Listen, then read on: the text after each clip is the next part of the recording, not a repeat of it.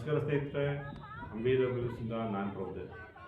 ಸ್ನೇಹಿತರೆ, ನಾನು ಒಂದು ಫ್ರೀಡಮ್ ಪಾರ್ಕಲ್ಲಿ ಒಂದು ಪ್ರತಿಭಟನೆ, ಒಂದು ಚಳುವಳಿ ಥರ ಮಾಡ್ತಾಯಿದ್ರು. ಅಲ್ಲಿ ಕೆಲವು ಸ್ಟೂಡೆಂಟ್ ಇದ್ದರು, ಕೆಲವರು ಎಲ್ಲ ವರ್ಗದವರು ಇದ್ದರು.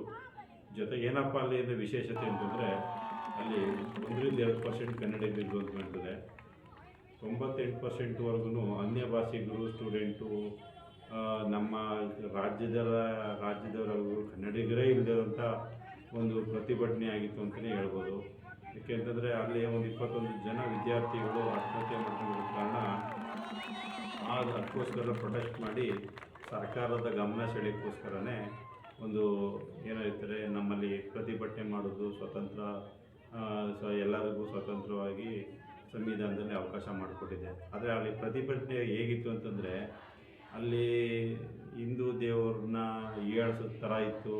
ಅಲ್ಲನೇ ದೇವರು ಅನ್ನೋ ರೀತಿಯಲ್ಲಿ ಅವರು ಕೂಗ್ಕೋತಾಯಿದ್ರು.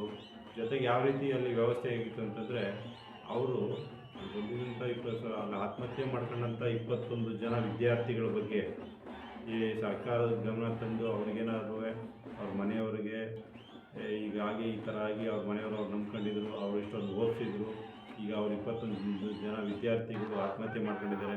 ಅವ್ರೇನಾದ್ರು ಸರ್ಕಾರದ ಕಡೆಯಿಂದ ಅವ್ರಿಗೇನಾದರೂ ಈ ಥರ ಈಗೇನಾಗಿದೆ 3 ಎಕ್ಸಾಮ್ ಬರೆದು ಅವ್ರಿಗೇನೋ ಟೆನ್ಷನ್ ಆಗೋ ಯಾವುದೋ ರೀತಿ ಎದುರುಕೊಂಡು ಅವ್ರು ಆತ್ಮಹತ್ಯೆ ಮಾಡ್ಕೊಂಡಿದ್ದಾರೆ. ಅದಕ್ಕೆ ಕಾರಣ ಏನೇ ಇರಲಿ, ಅವ್ರಿಗೆ ಒಂದು ಏನಂದರೆ ಅವ್ರ ಮನೆಯವ್ರನ್ನ ಖರ್ಚಾಗುತ್ತೆ, ಲಕ್ಷಾಂತರ ರೂಪಾಯಿ ಹಣ ಬೇಕಾಯ್ತದೆ.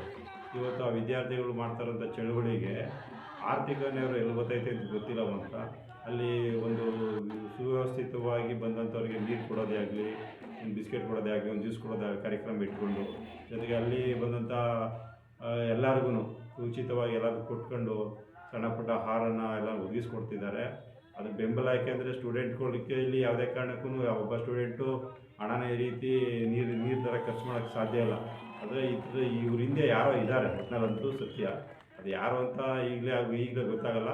ಹೆಸರಿಗೆ ಕಾಕ್ರೋಚ್ ಪಾರ್ಟಿ ಅನ್ನೋ ಹೆಸರಲ್ಲಿ ಬಂದಂಥ ವಿದ್ಯಾರ್ಥಿಗಳು ಈಗ ಕೆಲವೊಂದು ಸ್ಟೂಡೆಂಟ್ ಯೂನಿಯನ್ಗಳ ಮೂಲಕನೂ ಬಂದು ಇವತ್ತು ಸರ್ಕಾರದ ವಿರುದ್ಧ ಇವರು ಪ್ರತಿಭಟನೆ ಮಾಡ್ತಾಯಿದ್ದಾರೆ. ಪ್ರತಿಭಟನೆ ಮಾಡೋದು ಎಲ್ಲರಿಗೂ ಮಾಡಲಿ, ಆದರೆ ಇವರು ಉದ್ದೇಶನೇನೋ ಬೇರೆ ಇದೆ.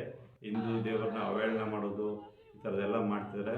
ಇದಕ್ಕೆ ಮುಂದೆ ಅವ್ರಿಗೆ ಅವ್ರದ್ದೇ ಆದಂಥ ಇವ್ರಿಗೆ ಯಾರೂ ಬೆಂಬಲ ಅಂತೂ ಕೊಡಲ್ಲ. ಕನ್ನಡಿಗರಿಗೆ ಆಲ್ರೆಡಿ ಇರೋದು ಕನ್ನಡಿಗರು 2% ಮಾತ್ರ ಇದ್ದರು. 98% ಯಾವ ಕನ್ನಡಿಗರು ಇರಲಿಲ್ಲ. ಇದು ಕರ್ನಾಟಕದಲ್ಲಿ ನಡೆದಿರೋ ಪ್ರತಿಭಟನೆಯಲ್ಲಿ ಇದರ ಕನ್ನಡಿಗರೇ ಇಲ್ಲದ ಪ್ರತಿಭಟನೆ ಅಂತಂದರೆ ಇದೊಂದೇ ಇರಬೇಕು ಅಂತ ಕಾಣ್ತೀವಿ. ನಮಸ್ಕಾರ.